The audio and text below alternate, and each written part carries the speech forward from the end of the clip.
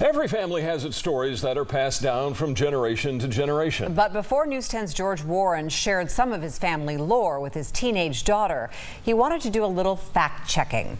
The story of the man in the tree may seem far-fetched, but as we're about to find out, it's absolutely true.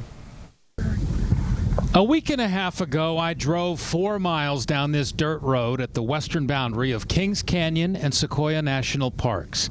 I'd come to see for myself something my father's talked about for as long as I can remember. How his uncle, Merritt Pratt, had ended up inside one of the giant sequoia trees that he loved so much. Merritt was one of the early California state foresters, leading the agency that today is known as CAL FIRE. No one else has even come close to matching his 23 years of service in that position. Merritt was held in such high regard by his colleagues that when he retired in 1944, they dedicated this giant sequoia to him. And when he died, they buried his ashes inside the tree. Merritt's friends had cast a bronze plaque in honor of his retirement.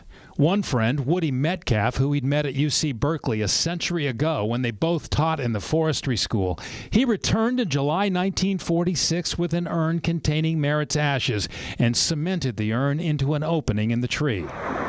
My 8th grade daughter Samantha and I decided to go in search of the Merritt Pratt tree during her spring break.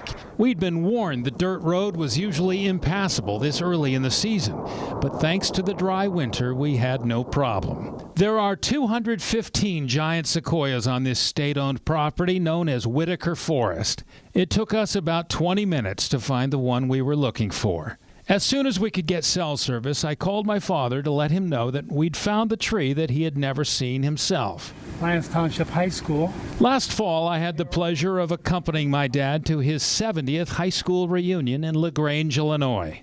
Our next trip will be to Whitaker Forest, now that I know where to find his Uncle Merritt's tree. In Tulare County, George Warren, News 10. Under Merritt Pratt's leadership, California Division of Forestry Rangers began wearing uniforms, although they had to buy the uniforms themselves. And one of Pratt's daughters designed the first cloth patch that the Rangers wore on their right arm. You can learn more details about the man in the tree and see additional pictures on our website at news10.net. And thank you, George, for sharing that.